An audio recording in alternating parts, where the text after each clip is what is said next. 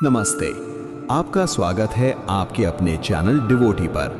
कि आपके साथ कभी ऐसा हुआ है कि किसी ने आपके साथ बहुत बुरा किया, आपका भरोसा तोड़ा या आपका अपमान किया, और अब हफ्तों या महीनों बाद भी आप उस इंसान को अपने दिमाग से निकाल नहीं पा रहे हैं। हर समय मन में यही चलता रहता है कि उसने मेरे साथ ऐसा क्यों किया, या मैं भी उसे वैसा ही सबक सिखाऊंगा।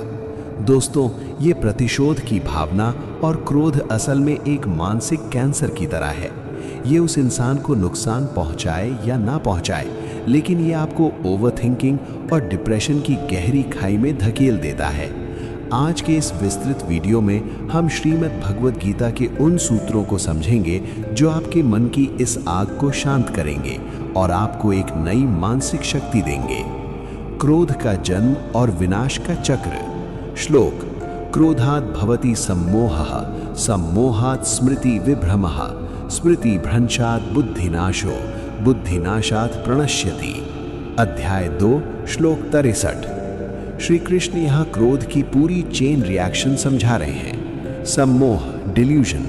क्रोध से मोह या भ्रम पैदा होता है। इंसान को सही गलत का फर्क दिखना बंद हो जाता है। स्मृति विभ्रम, कंफ्यूजन ऑफ मेमोरी। भ्रम से याददाश्त खो जाती है।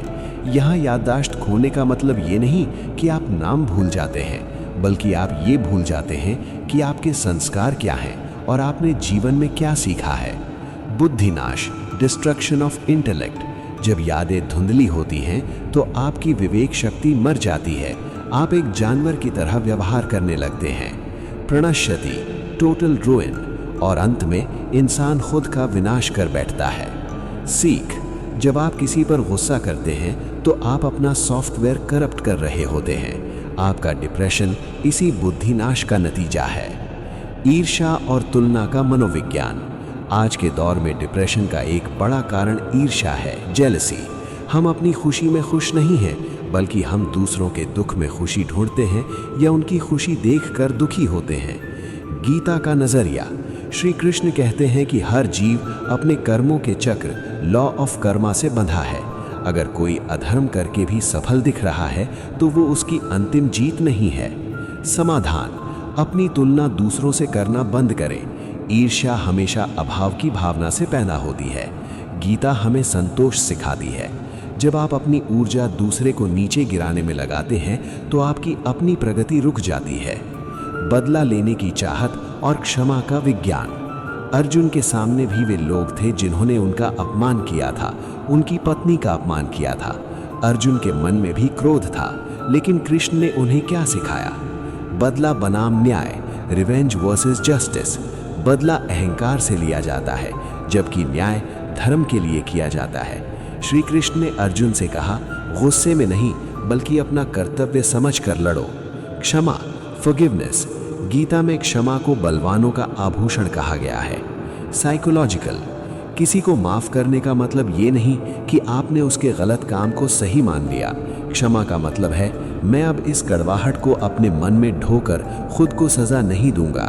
क्षमा उस कैदी को रिहा करना है और अंत में आपको पता चलता है कि वो कैदी कोई और नहीं, आप खुद थे।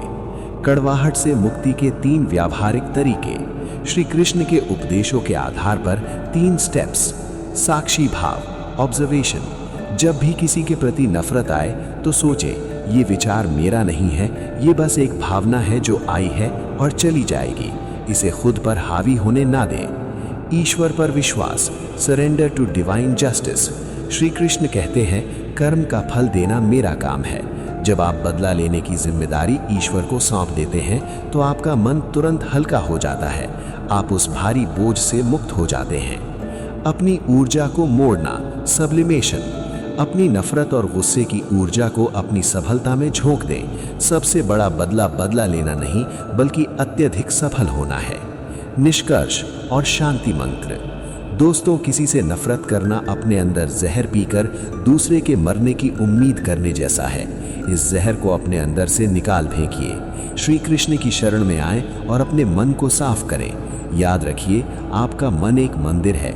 इसे कूड़ा घर मत बनाइए जहां आप दूसरों की दी हुई नफरत जमा करके रखें। आज ही उन सब लोगों को मानसिक रूप से माफ कर दें जिन्होंने आपका दिल दुखाया, इसलिए नहीं कि वे इसके लायक हैं, बल्कि इसलिए क्योंकि आप शांति के हकदार हैं। अगर आज के इस वीडियो से आपके मन का बोझ थोड़ा भी कम हुआ हो तो डिवोटी परिवार के साथ जुड़ें, कमेंट में शांति लिखें और इस वीडियो को शेयर करें। अपने मन को कृष्ण के चरणों में लगाएं और हमेशा मुस्कुराते रहें। जय श्री कृष्ण।